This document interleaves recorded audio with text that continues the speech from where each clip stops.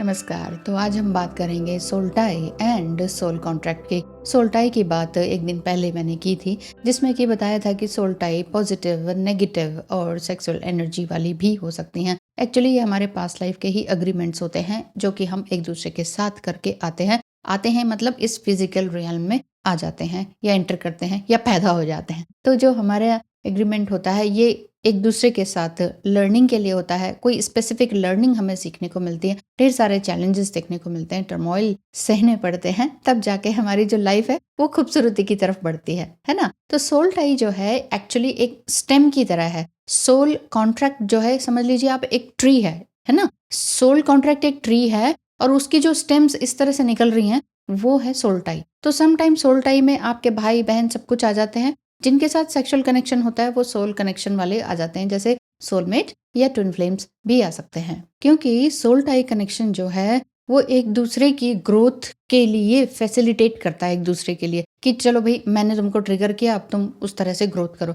हमें तभी तो तब तक ट्रिगर्स मिलते रहते हैं दीन दुनिया जहां से, जब तक कि हम अपने लिए कोई नया एक मुकाम हासिल नहीं कर लेते, हम अपने लिए कोई मंजिल हासिल नहीं कर लेते, हम जब तक अपने लिए कोई प्लान नहीं कर लेते। एक्चुअली ये जो जर्नी रहती है जिसमें soul tie and soul contract वाले लोग आते हैं, उनका यही रहता है कि हमने कैसे ग्रोथ करनी है, एक दूसरे के साथ कैसे ग्रोथ करनी है, या फिर हीलिंग किस तरह से करनी है। ये वाली सारी बातें इसमें आती चली जाती हैं। तो इसमें भी सोल कॉन्ट्रैक्ट में भी सभी तरह के लोग आ सकते हैं, सोल ग्रुप्स आ सकते हैं। सोल ग्रुप्स में आपके सोलमेट्स के ग्रुप्स आ सकते हैं, है ना। और भी कई तरह के ग्रुप्स आ सकते हैं, जिसमें कि ट्विन फ्लेम जर्नी भी रहती है। ट्विन फ्लेम जर्नी में ऐसा बोला जाता है कि मेटामॉर्फिकली कि अदर हाफ सोल हैं, ठीक है, मान सकते हैं। लेकिन अगर सामने वाला पार्टनर आपकी तरफ आ ही नहीं रहा है तो ऐसे में क्या समझेंगे कि क्या आप आधी सोल ही रह गए हैं? नहीं, ऐसा नहीं है। सोल तो आप कंप्लीट ही हैं, बस वो फीलिंग की बात होती है। फील नहीं हो रहा हमें कि हम कंप्लीट हैं, वो सामने वाला आ जाए तभी हम कंप्लीट फील करेंगे, ये वाली बात होती है। अदरवाइज सोल हाफ नहीं होती है और आप अपने आप में कंप्लीट होते हैं। महसूस करने की बात है, अपने ऊपर काम करने वाली बात है कि हम अपने लिए क्या कर रहे हैं और हमारा पर्पस क्या है। कुछ लोग कहते हैं कि ऐसा भी कौन सा सोल पर्पस है हमारा कि हम इस जर्नी में आ गए। सोल पर्पस सबसे मेन और बहुत ही मुश्किल चीज है, वो है अपने आप को चेंज करना, अपने आप को ट्रांसफॉर्म करना। सभी लोग इसी चीज से ही तो बच रहे होते हैं। सोल टाइम में आके भी तो इस चीज से बच रहे होते हैं कि सोल टाइम, अरे तू मेरा, कहते नहीं तू मेरा यार है, तू मेरा भाई है, तू मेरा भाई है ना। तो भाई है तो गिड़गिड़ा के अपनी कोई भी बात को मनवा लेना, ठीक है। तो वो भी उस लूप में फंस जाते हैं, इमोशनल लूप में, कि चल यार हाँ मेरा भाई है या दोस्त है या कुछ भी करके, तो वो सोल टाइज में ही आते हैं, फिर काम कर लेते हैं एक दूसरे का। ऐसा नहीं है कि हमें एक दूसरे के काम नहीं आना चाहिए, मेरे कहने का ये अर्थ नहीं है। मेरे कहने का अर्थ ये है कि इस तरह से हम जो इमोशनल बॉन्ड में बंधते चले जाते हैं, वहां पर हम एक दूसरे के काम आते हैं।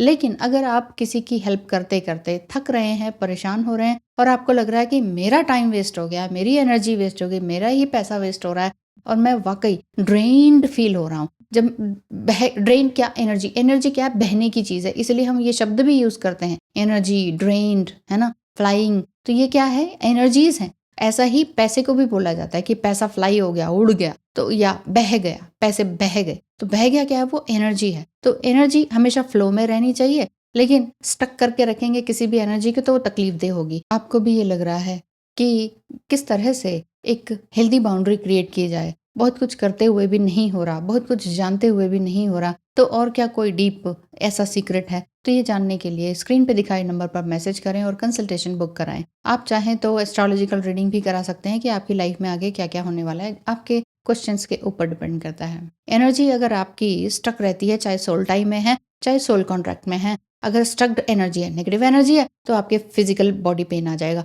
इमोशनल पेन है तो उसमें भी फिजिकल पेन में देखने को मिलेगा। मतलब मन मस्तिष्क में जो भी चल रहा है ना, वो आपको सामने दिखाई दे जाता है कुछ टाइम बाद। उसी तरह से जैसे ओलंपिक में आप पार्टिसिपेट कर रहे हैं, गोल्ड मेडल है, आपने जीत लिया है, तो तब आप चमकेंगे, आप सितारा बन के, कि आपका नाम सारी दुनिया जानेगी। लेकिन उससे पहले कितने फेलियर्स आपने देखे, उससे पहले कितनी ज्यादा आपने तकलीफें झेली, उससे पहले कितने ट्रॉमास आए और उससे पहले कितनी शारीरिक तकलीफें झेली, वो कोई नहीं जानता। और ना ही बहुत लोग बॉदर करते हैं कि क्या किया, बस ये देखते हैं ओह इसको गोल्ड मेडल मिल गया। सेम इसी तरह से सोल टाइज में भी रहता है कि आपने सीखा क्या, सोलमेट्स के साथ रहते हुए, भाई बहनों के साथ रहते हुए और सभी लोगों के साथ रहते हुए, यार दोस्तों के साथ रहते हुए, या जो जिनके साथ सेक्सुअल कनेक्शन होता है, जिनके साथ सेक्सुअल होता है उनके साथ ज़्यादा ही इंटीमेट या ऋणानुबंधन वाला कनेक्शन रहता है। तो वहाँ पर आपको समझना होता है कि आपने किसके साथ कनेक्शन बनाना है कि नहीं बनाना। आजकल ये जो डेटिंग ऐप्स खुल गए हैं वो सिर्फ इसी काम के लिए खुले हैं कि चलो भाई कनेक्शन जोड़ लो, क्योंकि फ्रेंडशिप करने में टाइम लगता है और टाइम लगता है किसी को फ्रेंड बनाने में, एक दूसरे की कमियां जानने में पता लग जाती हैं, इसलिए लोग सिर्फ ऐसे ऑनलाइन ही आ जाते हैं। चलो भाई हाँ मिलते हो क्या, हाँ मिलते हो, हाँ हो गया। ये सेक्सुअल कनेक्शन की बात है। इसमें आपका एनर्जी वेस्ट ही होती है, बहती ही है और वो कहीं एक जगह जाके एक एक सही डायरेक्शन उसको नहीं मिल पाती है। इसी वजह से आप लोग ड्रेन फील करते हैं और ये लगता है कि हमारे साथ ऐसा क्यों हो रहा है, हमें जो भी पार्टनर मिलता है वो हमें दगा ही क्यों देता है। क्योंकि देखिए जिस तरह के ऐप्स में आप जा रहे हैं वो दगा देने वाली ही चीज़ें हैं। नॉर्मली जो ग्रेजुअली जो रिलेशनशिप बनते हैं वो अलग तरह की बात है। अब जैसे ये ट्विन फ्लेम जर्नी है, इसमें भी some time twin flame dating app से मिलते हैं, बट फिर भी ये बहुत कम चांसेस रहते हैं। अब देखिए जैसे मैंने बताया टॉक्सिक रिलेशनशिप भी होते हैं जिसमें कि इमोशनल अटैचमेंट होता है। इमोशनल अटैचमेंट की बात कर रही हूँ मैं। वहाँ पर इमोशनल अटैचमेंट जैसे कि मैंने पहले भी बताया था, नेगेटिव इमोशनल अटैचमेंट भी होता है और ये पॉजिटिव भी रहता है। पॉजिटिव में तो आपके प्यारे यारे सब आ जाते हैं जिसमें कि ना हम प्यार करते हैं, जिनको हमारे बच्चे हैं, कुछ है, ठीक है। नेगेटिव में ये आता है कि हमारा कार्मिक स्पाउस, जिसको हम एकदम से छोड़ भी नहीं पाते हैं, फिजिकली भी नहीं छोड़ पाते हैं, इलीगली भी नहीं छोड़ पाते हैं। तो ऐसे में हमें बहुत ज़्यादा तकलीफ होती है। वो मेंटल इमोशनल तकलीफ होती है जो कि फिजिकल हमें फिर आमने सामने दिखाई देने लगती है और ये सारी तकलीफें होती हैं। लेकिन हमें सोल टाई हो या सोल कॉन्ट्रैक्ट हो, अगर नेगेटिव है, इसे हमने अगर एक्नॉलेज कर लिया तो हमें इसे ब्रेक करने की ज़रूरत है। क्यों? क्योंकि ब्रेक फ्री करना ही ज़रूरी है। इसके लिए स्टेप उठाने की ज़रूरत है। उसके लिए स्टेप उठाने से पहले वही मैं कह रही हूँ कि आपको ये जानना ज़रूरी है कि क्या वाकई ये वाला रिलेशनशिप हेल्दियर रिलेशनशिप की तरफ जा रहा है, लविंग रिलेशनशिप है, या फिर ये वाला रिलेशनशिप जो है बहुत ही नेगेटिव बनता चला जा रहा है। अब एक्नॉलेज आपने कर लिया कि ये सोल टाई है, मतलब एक सोल कॉन्ट्रैक्ट में से सोल टाइज कुछ ब्रांचेस हैं इस तरह से, तो यहाँ सोल टाई, यहाँ सोल टाई, किसी किसी के साथ कैसा कैसा सोल टाई। तो जो बहुत ही ज़्यादा इंटेंस रहता है वो सेक्सुअल सोल टाई रहता है या सोल कॉन्ट्रैक्ट रहता है। अलग अलग soul contract just like a पेड़, एक दूसरा पेड़, तो ठीक है वो सोल कॉन्ट्रैक्ट में आ जाते हैं। उस तरह के ग्रुप से सोल जो ग्रुप है, सिंपल सीधी भाषा में कहें कि जिन लोगों के साथ, एक सिंपल भाषा वही है, एक पॉजिटिव, एक नेगेटिव और एक टॉक्सिक, है ना। Positive, negative and too much toxic जो होता है उसमें आपको लेटिंग गो करना पड़ता है। फॉरगिवनेस के साथ लेटिंग गो करना जरूरी है, लेट गो करना जरूरी है। फॉरगिव मतलब माफ कर दिया, सामने वाले ने माफी मांगी चाहे नहीं मांगी, आपने अपना पेन देखा, सफरिंग देखी, एक्सपीरियंस ले लिया और अब इनफ इज इनफ वाली बात आ गई। आपने कहा कि ठीक है, इनफ इज इनफ, ओके, आप यू कैन गो, और तो आप उनको लेट गो कर सकते हैं। लेकिन कई बार रिलेशनशिप, वही मैं कह रही हूँ ना, इस तरह के रहते हैं कि आप लेट गो नहीं कर पाते फिजिकली भी। तो ऐसे में क्या करें? ऐसे में